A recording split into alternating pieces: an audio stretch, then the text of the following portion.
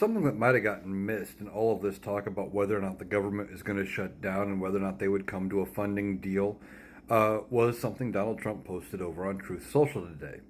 He went to Truth Social and he said on there that he is demanding the European Union make a large purchase of American oil in order to erase the trade deficit between us, and or it's going to be tariffs, and he's back on tariffs again. He doesn't understand how tariffs work.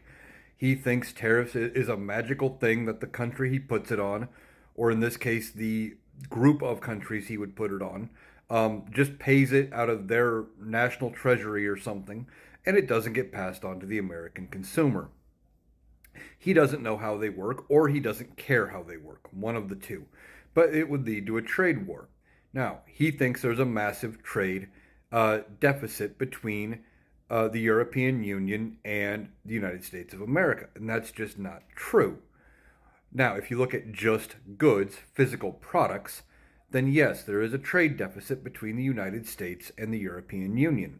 However, if you look at goods and services, which includes a lot of things like internet services, telemar- telephone services, cellular services, satellite TV, all those kind of things, data services, financial, anything that is not a physical product counts under services.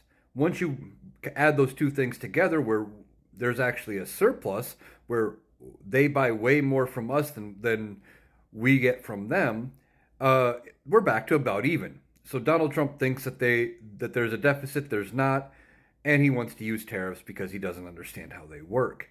But the other thing is he wants it to be oil. Why? Because that's the only way his drill baby drill idea works. U.S. oil manufacturers have already said, yeah, we're not going to produce anymore. We're at about right where we need to be with our production at current demand levels to be profitable to where we want to be profitable. Anything more, and we're not going to be profitable. We're going to lose money.